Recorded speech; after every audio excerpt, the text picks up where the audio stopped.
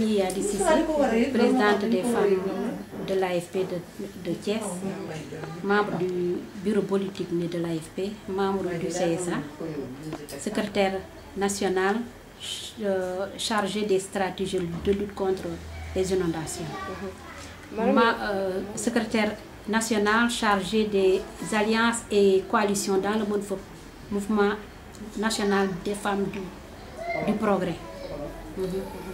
Sans que nous disions les femmes APR, nous avons rencontré pour mettre en place une commission. Nous avons les affaires qui sont à parce que nous avons en tant que participant. Nous avons conscience. Waaw ni nga ko waxee semaine bële passé sama sœur Seynabou Ndiéguène daf ma woo parce que man maa doon présider la commission Femmes Benno Bokk Yaakaar pendant les consultations du référendum. nee ma waaw ñoom au niveau de leur parti dañoo réunion pour ñu reprendre Benno Bokk Yaakaar te dañu wax ñoom ñoo ko war a présider ma wax ko li ma wax ko ci sama sentiment parce que nous sommes dans une coalition ku nekk da nga war a jox ni sa morom cër àndandoo liggéeyandoo que man loolu dina ma jaaxal parce que ku xam président Macky Sall war nga xam ni loolu du ay instructions yu muy joxe parce qu'il tient beaucoup à son Benno Bokk Yaakaar ñu wax pour mu teg réunion bi ci suuf ni mu tëb man tamit le peu bi ma jàng ci politique dañ ma jàngal ni bul def jamais la politique de la chaise vide parce que lu ñu def teewoo ko ña ngi koy def c'est contre toi ma dem fekkee réunion ba présidente femme yépp ma yëgal leen ko ñu mànkoo nag benn wax ñu ne man nañ dem fekke ko xam lim ñuy wax bu ñu waxee ñun dinañ xam lu ñu koy tontu ba ma demee ba egsi foofu gis naa ni man combat ba ma mëne woon combat de principe du ñëpp ci d'accord ak man parce que dama ne Benno Bokk Yaakaar structure la boo xam ni ci kaw la commencé banqaas yi di wàcc ba ci suuf te ni ma gisee ñuy doxale ci kaw lépp luy xew ci Benno Bokk Yaakaar leader yi seen bopp dañ koy waxtaane buñ ko waxtaanee yëgal ko ñi nekk ci suuf am ay ndaw yu ñu yónni ñu teewe ko chaque partie prenante am ñoo yónni ñaar ba ñett ñoo xam ni yaa leen mandaté ñu fekke ko structure bi nga xam ni tamit moo santaane liggéey bi day am ñu muy yónni pour ñu superviser ko pour ñu encadrer ko ma gis ni loolu yépp nekkul ma bañ ko ba sonn mu të parce que boobu temps moom xëy na am na ñeneen ñu mu waxanteel. Est-ce que wane nga sa désaccord? wane naa sama désaccord ba mu mot sëkk wane naa sama désaccord ba mu mot sëkk mais dama ne damay toog fekke ba ma gisee ma gis ni ñan ñoo fa nekkoon suñuy naataangoo les parties prenantes bari wuñ fa woon gaa mais am na ñu fa nekkoon. nee na 300 femmes ñoo fa newoon. gis nga nag 300 femmes yooyu yëpp ak sama koor gi ñu ci gën a bari maa leen mobiliser mais ñun dafa am nu ñu yare keroog su ma génnoon sa réunion ba ñëpp dinañ dem mais dama ne man loolu du sama warugar responsabilité yi ma am sama biir parti du sama warugar leader yi nekk Thiès ñu jox ma cër ma jox leen cër am na loo xam ne man du sama taxawaay duma dem di xeex duma dem di saagante duma dem di indi violence mais keroog bu ma génnoon parce que am na ñu bari ñu ma newoon boo waxee rek ñu yàq réunion mais man loolu taxuma woon jóg dama demoon pour ma teg leen ci yoon ñu dégg ba ma defee loolu ñu proposer Seynabou pour contrecarrer parce que lépp ci politique la ma ni comme man la ma doon xeex naa am beneen stratégie bu ma teg ma présenter sama candidature ñu ne ku ànd ak Seynabou ceer ni du jar sax ma waaw may dugg ni ci détails mais daal finalement man je voulais qu'on vote parce que salle bi la fa nekkoon ci nit mais ñu ne ñoom duñu voter ma le peu tamit bi ma jàng ci politique ma xam ne foofu tam buñ fa voter vote bi c'est pas légal parce que quand on vote c'est c'est des représentants de parti ñoo war a voter mais doo jël rek nga mobiliser say militante ak nu ñu munti day parce que militante yooyu même bu ñu nekkee ak yow yorewuñu ne sa kàddu parti. waaye moom nee na département bi yëpp ñu fa woon. département bi ñan ñoo fa nekkoon. ci département bi. wax na liste na ay LD liste na ay bokk ay gëm sa bopp. waaw loolu partie prenante yi la c'est pas le département ça c'est les parties prenantes man du jar même bu fa ñëpp nekkoon am na loo xam ni c'est une question de principe man li ma gëm li ma jàng man 99 ba tey maa ngi ci parti Moustapha Niasse mu ñu jàngal nag ñu nekk formation bu baax nag même bu ñu doon nekk 1000 foofu vote mënu fa génn leneen mënu fa génn parce que ña fa nekk kenn mandaté gu leen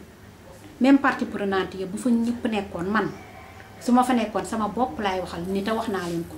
sama parti mandaté wuñ moom mais man maa ni je ne ferai pas la politique de la chaise vide damay dem toog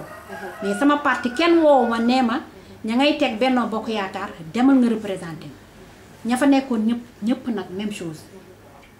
ba ma demee ba fippu ñu ne ma comme noonu la bàyyi mu nekk première mu nekk présidente nga nekk première vice-présidente ñu bëgg a teg les commissions man sama bopp parce que maa ngi toog maa ko ne fii kenn mënu fi teg ay commission il faut ñu dellu si waat parce que xamoon naa lu ñu fa def ni du légal bi ñu dellu see tey yéen fekkee ngeen ko pratiquement réunion ba du woon sax réunion Benno Bokk Yaakaar réunion de l'APR la woon yéen a nga fa woon parce que ñaari partie prenante ñoo fa nekkoon man ak parti socialiste c'est après le femme de gëm sa bopp si lañ fa fekk balaa moo ñëw sama naataango moo ma woo nee ma nee nañu ñu dem réunion kër Ndey Fall ma ni ko duma par principe même sama parti bu ñu convoqué woon dans notre siège l'instance régulière ni di réunion ñu tas réunion ba woote kër duma dem man fii Thiès musuma dem réunion ni si kër dama koy bañ parce que la ngay réunion biir kër mooy leerul la ngay réunion biir kër mooy c'est pas statutaire réunion ci siège structure lañ koy defee. léegi ci xalaat ma ñibbi si sama kër ñu woo ma ñëpp a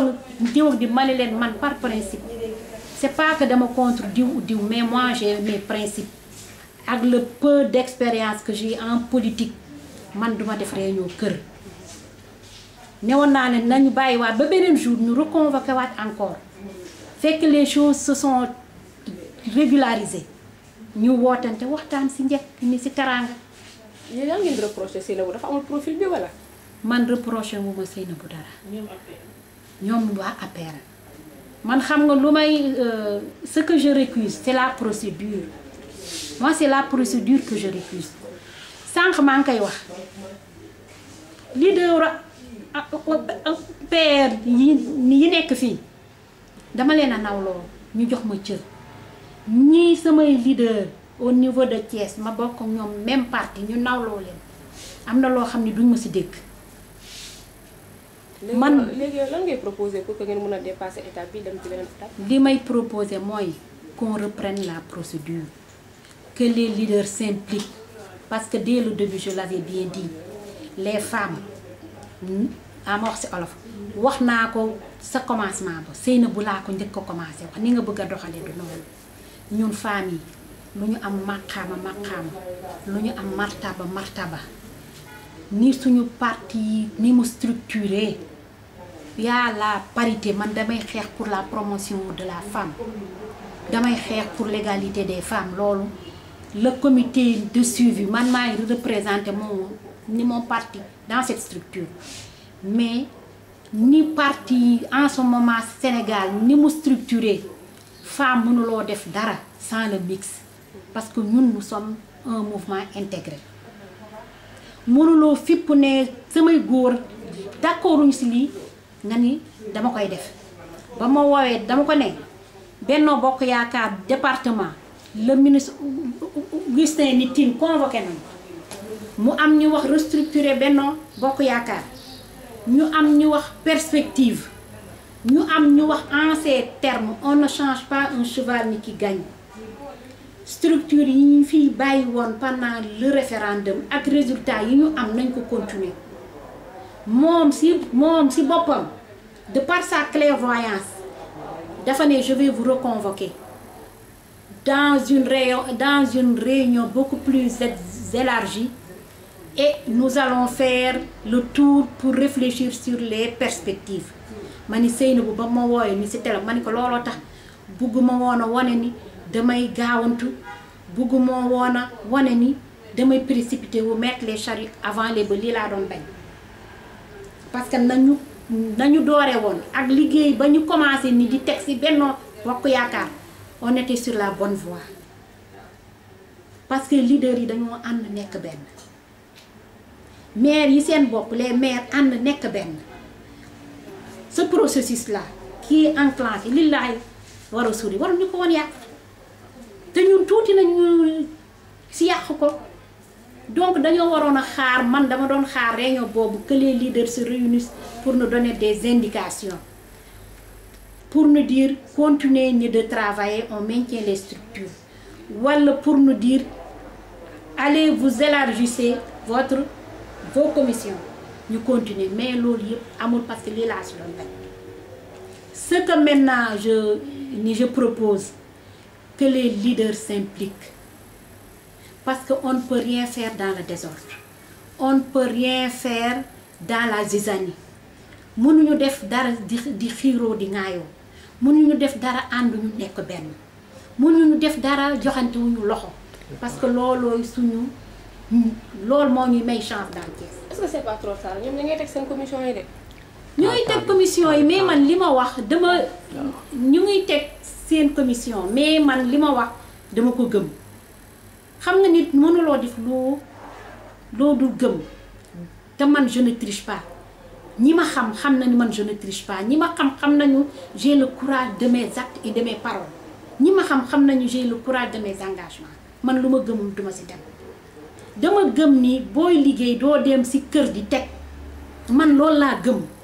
dafa mel ni li ngay def danga koy làq dafa am ñooy beddi te man duma liggéeyee noonu dañoo war a ànd nekk benn te bennoo bi luy suñu chance ñoom je ne m'implique pas jéemuma gérer wu seeni problème mais ñun chance bennoo il faut que l'APR bi nga xam ne ñoom la ñuy àndandool ndi di liggéey ñu nekk benn mais am na loo xam ni boo koy def bennoo bi mënul jàll bennoo bi na jiitu seen biir man vraiment ça je l'appelle de tout cœur ñoom seen bopp Seynabou les femmes de l'APR la récuse na toog ak ñoom waxtaan ak ñoom parce que ñun Moustapha Niasse mooy suñu maître moo ñuy jàngal ñun ba ñuy commencer lu ndaw lañu au niveau de l'AFP xam na fu muy teg tànkam ñun tam lu néew lu ñuy jàngal ñu ngi koy jéem a def Benno Bokk Yaakaar tool bi dañ koy ànd di béy mais ku nekk dangay béy sa waar xam nga béy sa waar mooy lan ña nga nekkandool déggool ak ñoom ba pare